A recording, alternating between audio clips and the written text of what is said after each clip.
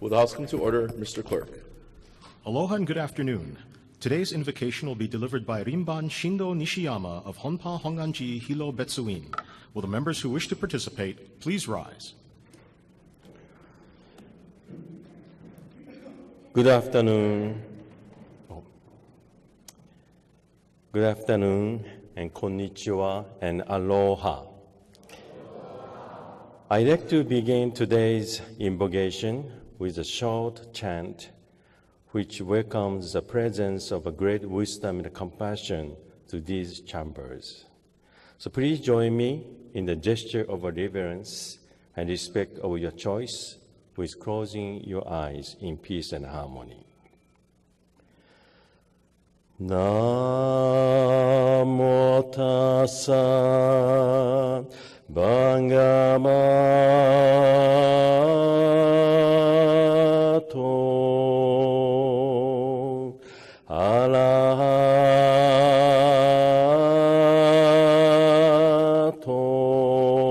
arahato samma sambuddhassa.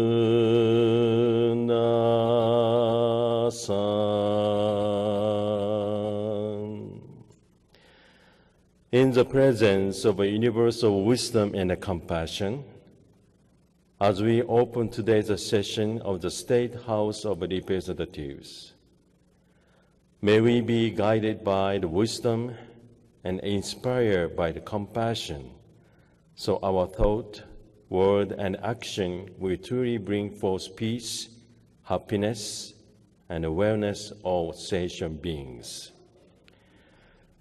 May I become at all times, both now and forever, a protector for those without protections, a guide for those who have lost their ways, a ship for those who with ocean to cross, a bridge for those with rivers to cross, and sanctuary for those in danger, a lamp for those without a light, and a servant to all in need. May the light of great wisdom and compassion embrace and inspire you always. I recite the name of wisdom and compassion of Amida Buddha. Namo Amida Butsu. Namo Amida Butsu. Namo Amida Butsu. Thank you.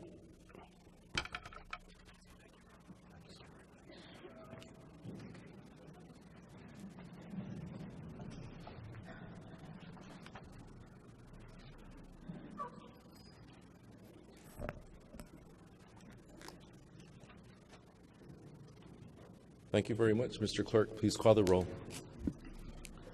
Mr. Aquino, Ms. Bellotti, Mr. Brower, Ms. Cabanilla, Mr. Cachola, Mr. Cregan, Mr. Cullen, Ms. DeCoit, Ms. Eli, Mr. Gates, Ms. Har, Mr. Hashem, Mr. Hashimoto, Mr. Holt, Ms. Ichiyama, Mr. Johansson, Ms. Kitagawa, Mr. Bertrand Kobayashi, Mr. Dale Kobayashi, Mr. Kong, Mr. Lee, Excused.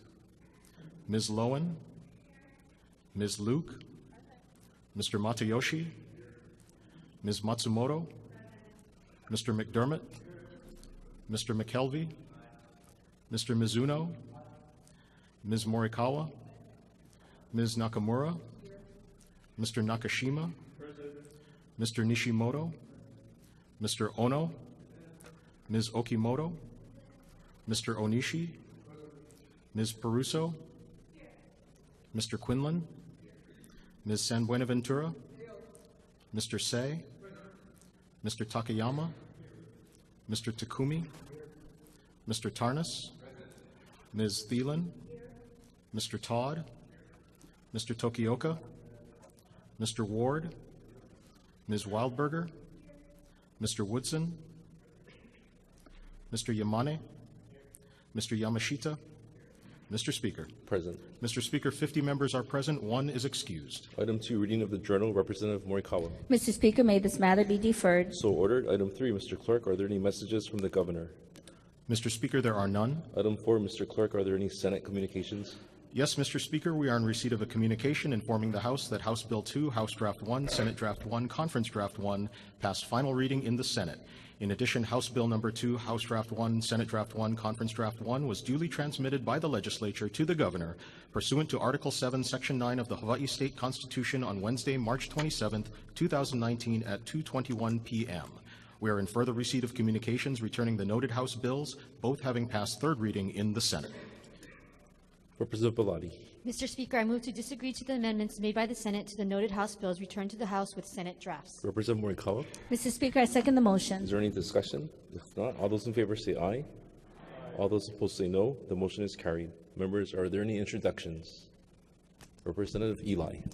Thank you, Mr. Speaker. Colleagues, here in the gallery with us today is the Hawaii Youth Challenge Academy with 83 cadets from the Oahu campus, class 50, and 25 staff, including their 8-member leadership team. Please stand when I call your name so you can be recognized. Sina Atanoa, Director. Brandon Suzuki, Program Coordinator. Pasila Taua, Operations Chief, Youth Challenge. Margaret Tatum, Mentor Coordinator. Penina McMore, Lead Counselor. Sesega Sivatia, Lead Instructor. Ku'ule Kekueva, Hilo Deputy Director. And Cadet Ferdinand Salval, YCA Class 50 Student President. And if I could also ask that all the cadets stand so that you could be recognized. Mahalo. So the Youth Challenge, thank you.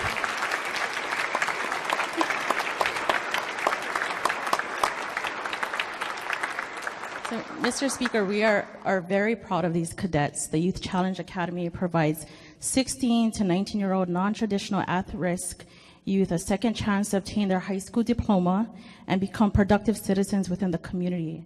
With the graduating class 50, this year marks the 25th anniversary of the Youth Challenge Academy in Hawaii. Congratulations and imua. Welcome to your House of Representatives. Mahalo.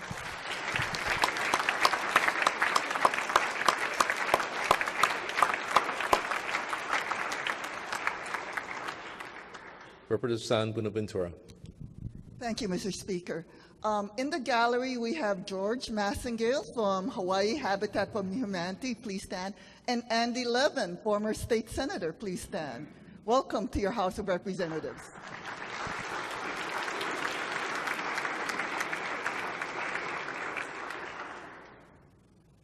Are there further introductions? If not, we're on item 5. Mr. Clerk, are there any floor presentations? Yes, Mr. Speaker, we have one floor presentation today.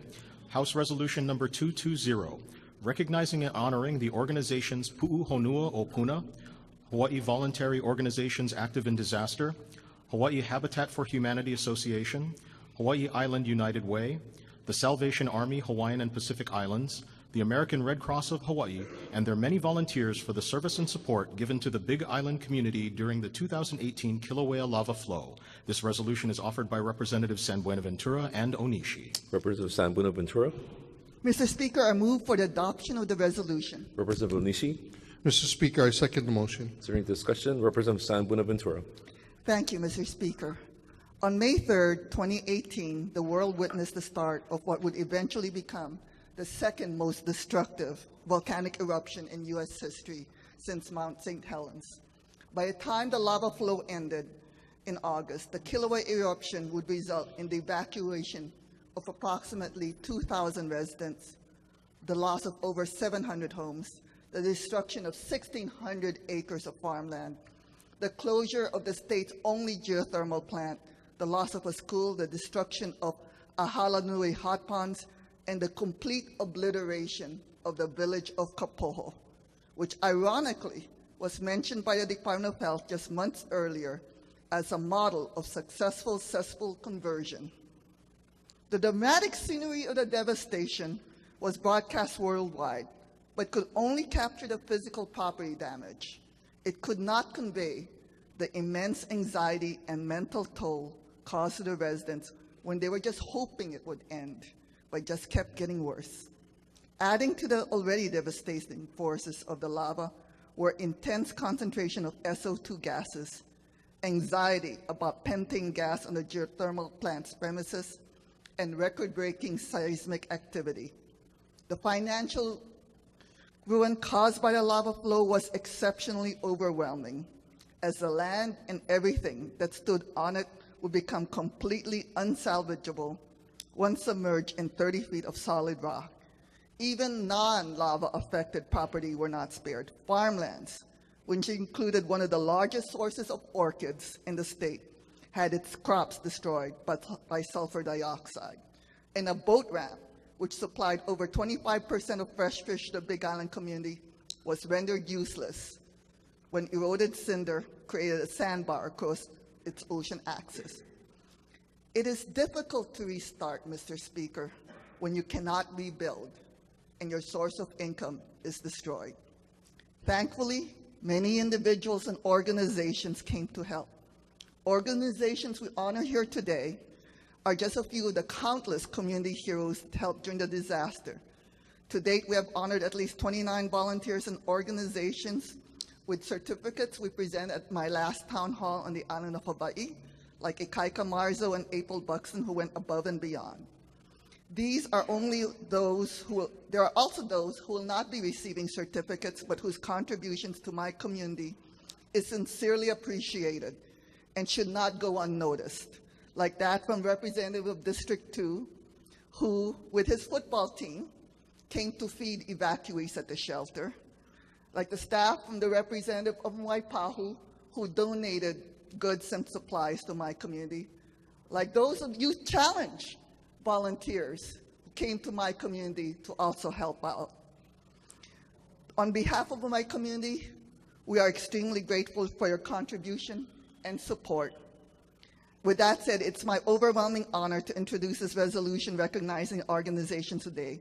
And I would like to start by recognizing PUUHONUA o PUNA. Could you please stand? On behalf of PUUHONUA o PUNA, we have Lore Govea here, Ikaika Marzo, who is the PUNA hero and face of PUUHONUA o PUNA, was unable to attend. And everyone has heard of Ikaika's story and has seen his videos from the very start of the opening of the fissure, spewing lava on Leilani Estates.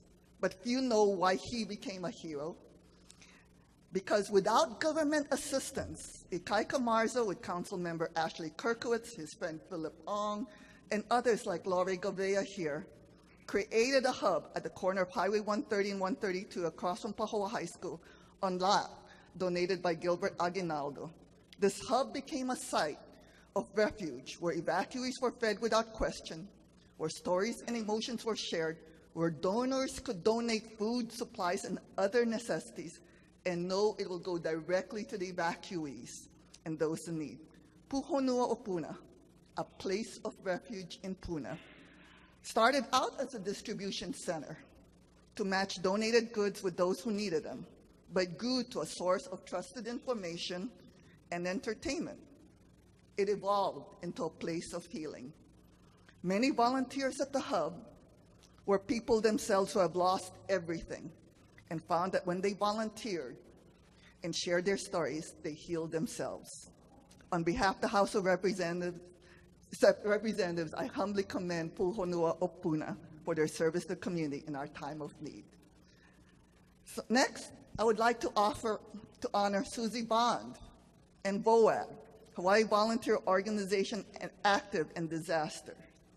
Susie Bond comes from multi-generations of volunteers, starting from her ancestors who are missionaries that settled in Kohala. Those who know Waimea Kamuela have heard of the Bond Historic District. That's her family. So it's fitting that she's the representative of VOAD. VOAD includes Team Rubicon, a group of veterans helping disaster, All Hands and Hearts, church-based organizations, and other volunteer organizations that come before, during, and after disasters. Now that a number of nonprofits have left Puna, organizations like VOAD are still helping homeowners clean Peles Hair, which are fine strands of volcanic glass from their yards, cinder from the roofs and yards, and other long-term recovery needs. To this day, you will see beautiful homes in Puna left uninhabitable because there's a foot of cinder on the roofs, which prevent their catchment water supplies from working. VOAD is there to help. Now, before FEMA came to Puna, I have personally seen Susie show up and volunteer every day at the county disaster centers, guiding Puna evacuees to where they could find help. And in the midst of coordinating with VOAD and HIDART, disaster response team, she also ensured the Volcano Community Theater Group, KDAN, was able to put on their annual summer musical. During the disaster, the town of Volcano shook with almost 60 earthquakes per day of varying intensity, which caused immense anxiety and constant stress. Part of healing is to continue with normalcy, like ensuring that the show will go on. So, at great financial loss to herself and the theater community, KDAN was able to put on their summer musical at UH Hilo. Oliver, Susie, in the words of the Artful Dodger, consider yourself at home, or at least at the House of Representatives. So, Mr. Speaker, I humbly honor VOAD and Ms. Susie Bond. So next, I'd like to honor, our next honoree is Hawaii Habitat for Humanity. Please stand. Mr. Speaker, as UN leadership well know, I was frustrated during the lava disaster when the record-breaking monies we in the legislature allocated just days earlier for affordable housing in Ohana zones were not distributed at a time when my community needed it.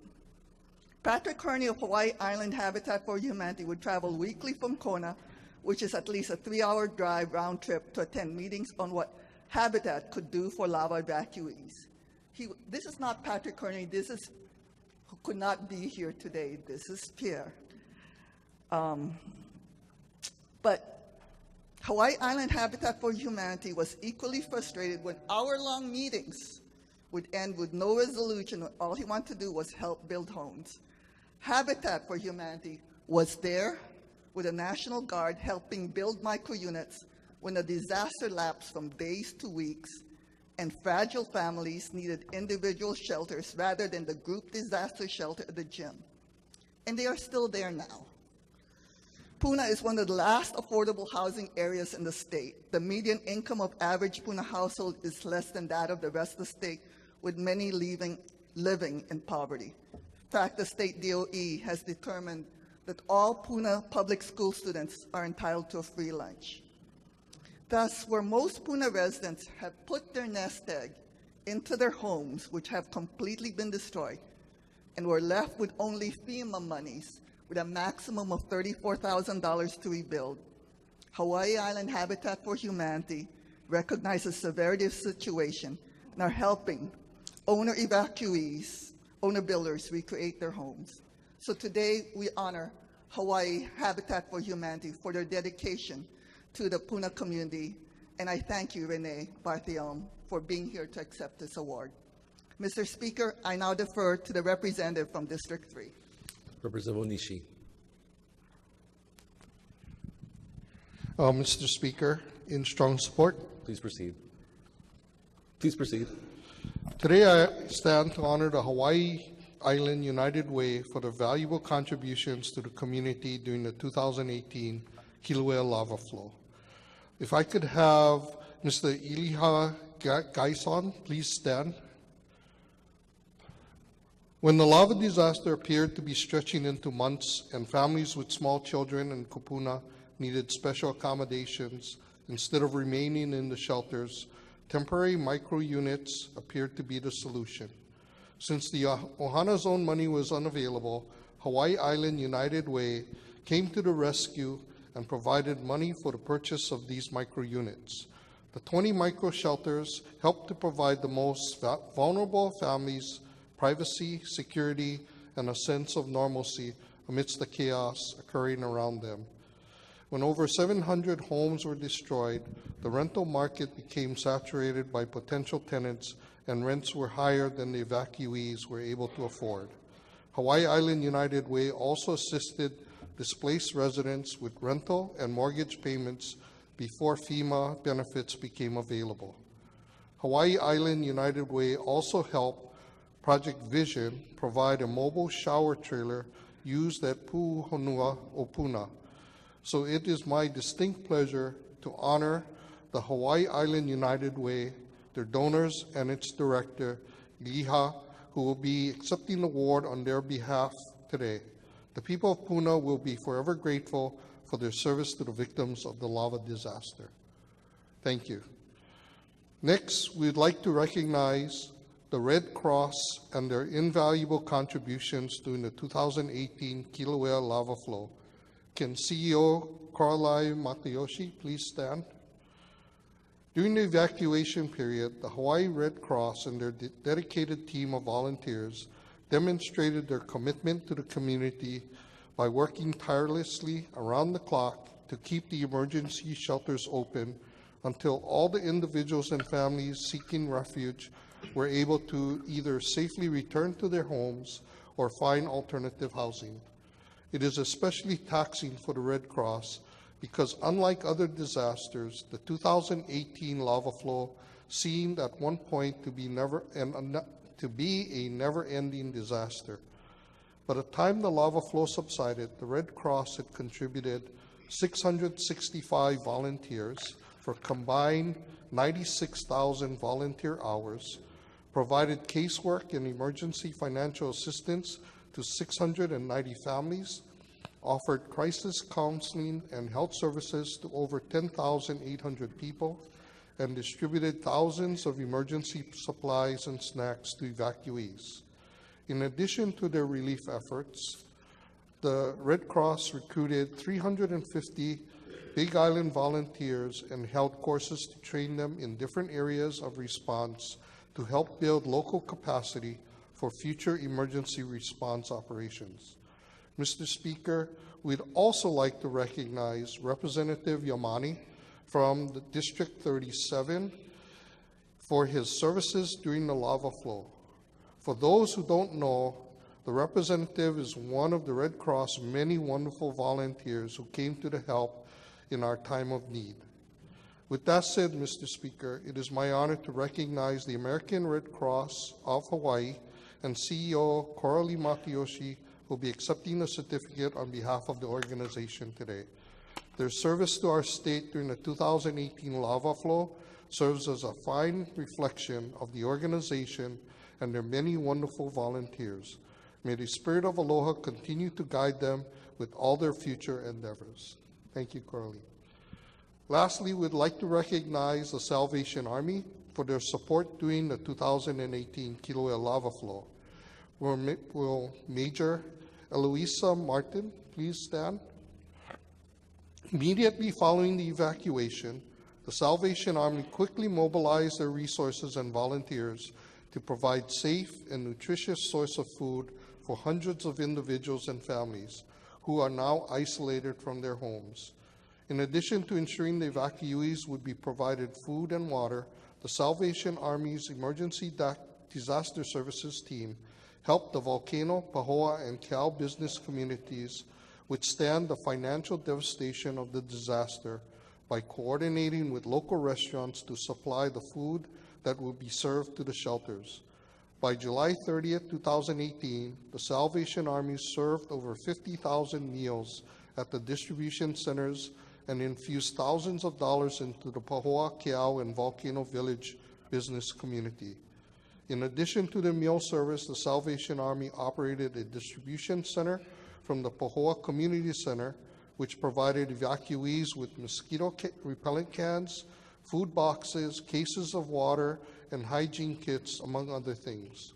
The Salvation Army also assisted households by providing vouchers for their 3 thrift stores on the island of Hawaii. By July of 2018, the Salvation Army had helped 1,063 households from their distribution center and provided over $14,000 worth of financial aid vouchers. Mr. Speaker, it's my honor to recognize the Salvation Army and Major Eloisa Martin, who will be accepting a certificate on behalf of the organization today. Their service to our state during the 2018 lava flow serves as a fine reflection of the organization and their many wonderful volunteers. And Mr. Speaker, if I could ask all of the honorees to please stand, and if the members of the House to please show our appreciation.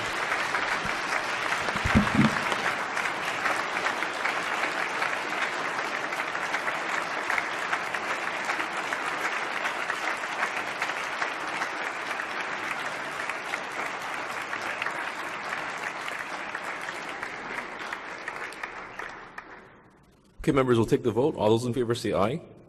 The motion is carried. Representative San Buenaventura, please proceed with the certificate and lay presentation.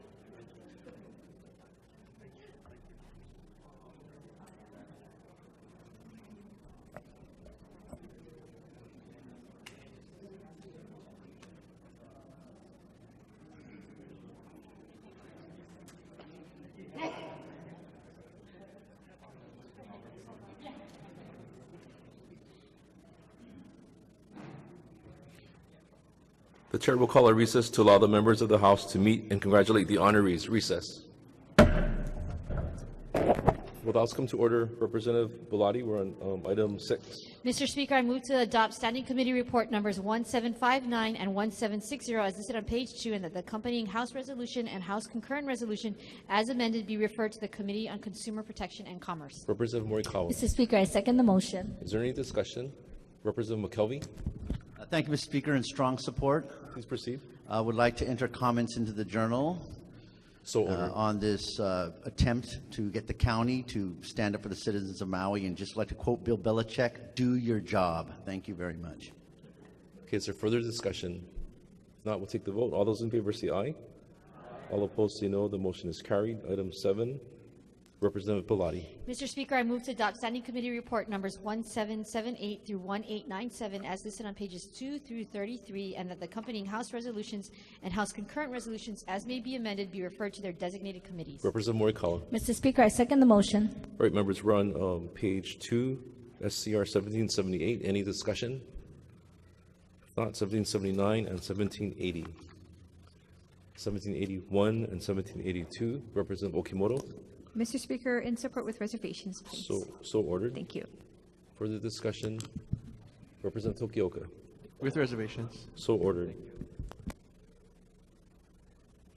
1780 and 1784. 1785 and 1786. Next page, 1787 and 1788. 1789 and 1790. Representative Okimoto. Mr. Speaker, in support with reservations, please. So ordered. Thank you. Next page, 1791 and 1792. Representative Tokioka. At the appropriate time, can we go back to 1789? Okay. Why don't you request your vote now? And Reservations. Thank you. okay, so ordered. Further discussion on 1789 and 1789 and 1790. Not next page, 1791 and 1792. 1793 and 1794. Next page, 1795, 1796. 1797, 1798. Next page, 1799, 1800. 1801 and 1802. 1803 and 1804. 1805 and 1806. 1807 and 1808, 1809. Next page, 1810 and 1811, 1812 and 1813. Next page, 1814 and 1815, 1816 and 1817.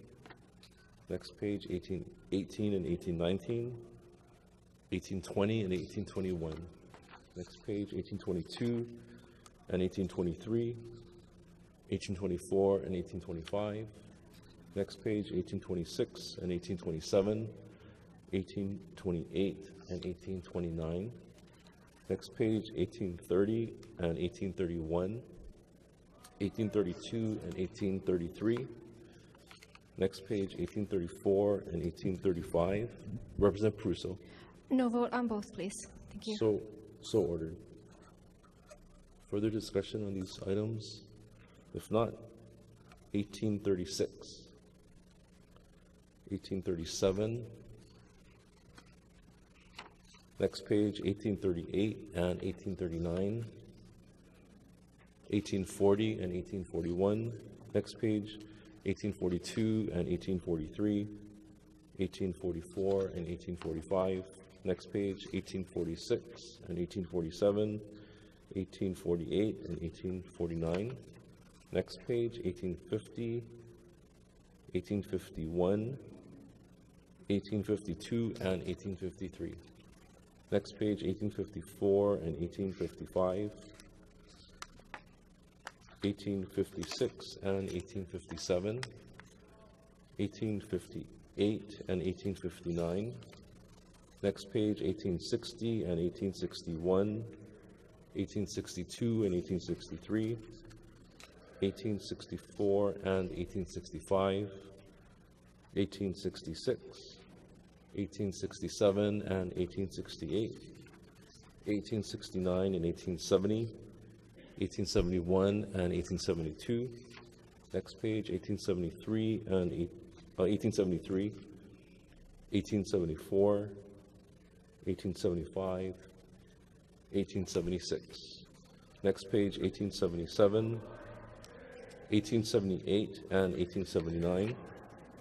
Next page, 1880 and 1881, 1882 and 1883. Next page, 1884 and 1885, 1886 and 1887. Next page, 1888 and 1889, 1890 and 1891, 1892. Next page, 1893, 1894 and 1895. Next page, 1896 and 1897. Is there any discussion on these items? If not, we'll take the vote. All those in favor say aye. All opposed say no. The motion is carried. Representative Bellotti. Mr. Speaker, I move to adopt Standing Committee Report numbers 1898 through 1900 as listed on pages 33 and 34, and that the accompanying House Resolution and House Concurrent Resolutions as amended be adopted. Representative Morikawa. Mr. Speaker, I second the motion. Is there any discussion beginning with SCR 1898, 1899, and 1900? Representative Ward. No vote, please. So ordered. Representative Okimoto. Mr. Speaker, with reservations, please. So ordered. Thank you. Is there further discussion? If not, we'll take the vote. All those in favor say aye. All opposed say no. The motion is carried. Representative Bellotti. Mr. Speaker, I move to adopt Standing Committee Report numbers 1901 through 1906 as listed on pages 34 and 35, and that the accompanying Senate bills as may be amended pass second reading and be placed on the calendar for third reading. Representative Morikawa. Mr. Speaker, I second the motion. Right. Is there any discussion beginning with SCR 1901? Representative Matsumoto. Just in support and permission to insert written comments. So ordered. Further discussion on 1901? If not, 1902, 1903. Representative Ward. Representative McDermott. 1902, I stand in opposition. Please proceed. Just brief comments. I'm surprised that we are doing this body. I see it didn't, this bill didn't originate in the House, but considering that President Obama, this is his home state. He was born here at KILAUEA, graduate of PUNA High School. He had to endure within 12 states challenges to his veracity as a candidate, from frivolous lawsuits and last-minute legislation that was passed that would say you have to produce a birth certificate. He hired 11 law firms, spent almost $1 million, and won every time because I'm not an attorney, but it's tough. The states can't put regulations on federal requirements to run for office, and that's why he prevailed every time. So I'm surprised that we would do this to another candidate after what our own beloved President Obama had to go through, not once but twice. And I think what we'll find out, Mr. Speaker, is if this actually comes to fruition, that the president has a lot more money than you and I, but not as much as he tells everyone. And I think that's what's going to come out of this. But I think it's a waste of our time to do this. And again, particularly what our own president went through from these lawsuits from people in the South to produce a birth certificate. He challenged it on a matter of principle, obviously. He didn't think it was appropriate. I remember asking Congressman Case in the hallway one day, I said, Ed, why doesn't he just give him the birth certificate? Why is he fighting this? Because I would hand it over, right? So the tax returns, there's already a mountain of financial data available in their federal financial status documents that they have to require. I think much more than you would glean from a tax return. So I think the tax return is just a naked political issue, and certainly not within the spirit of the work we've been doing together this year. And on that, I'll end, sir. Thank you. Representative Ward. Thank you, Speaker. A no vote with a comment, please. Please proceed. Mr. Speaker, to add what my colleague has just noted, I want to cite what the Attorney General has said about this bill.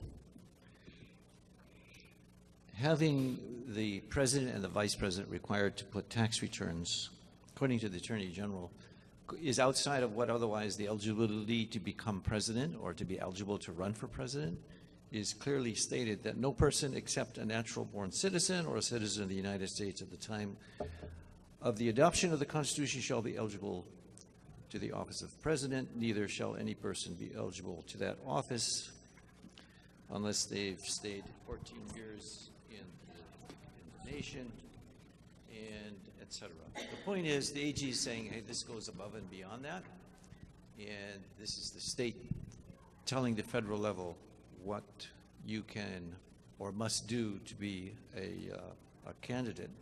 At the same time, it tells the Electoral College or the electors of the state of Hawaii that they must not vote for anybody who hasn't given their tax returns.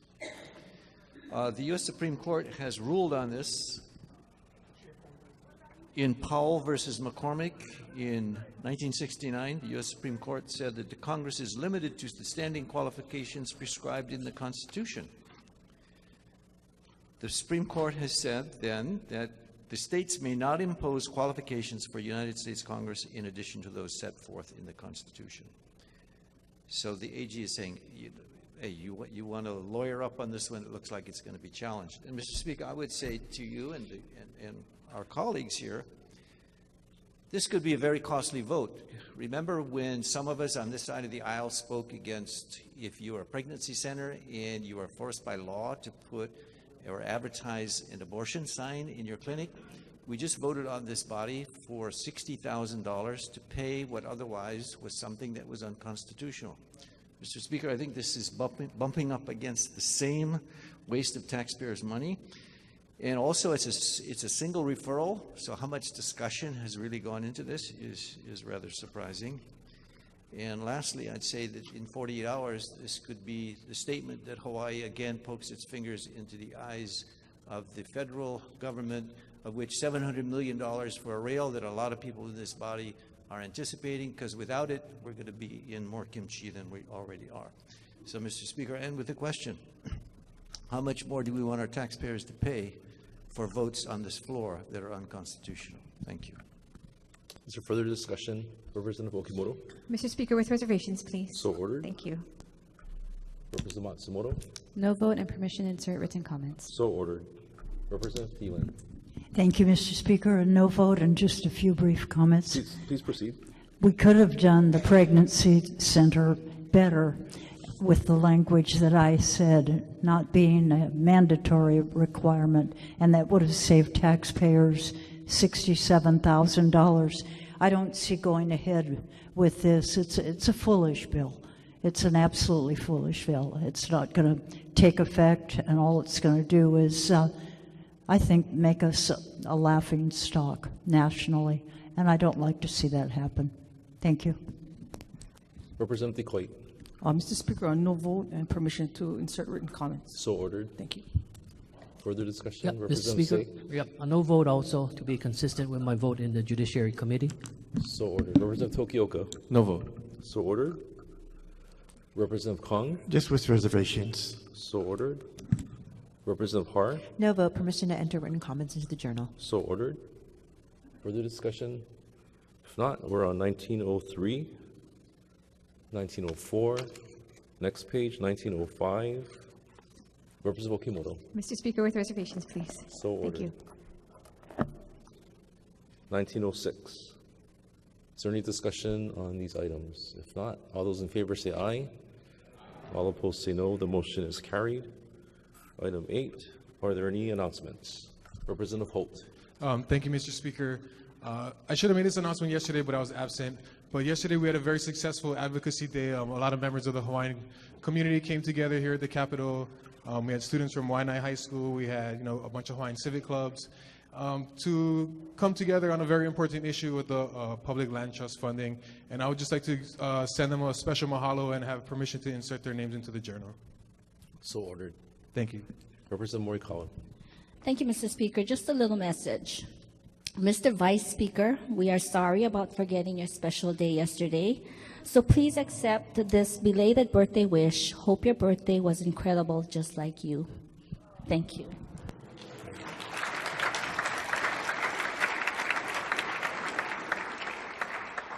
All right, are there further announcements? If not, Representative Morikawa.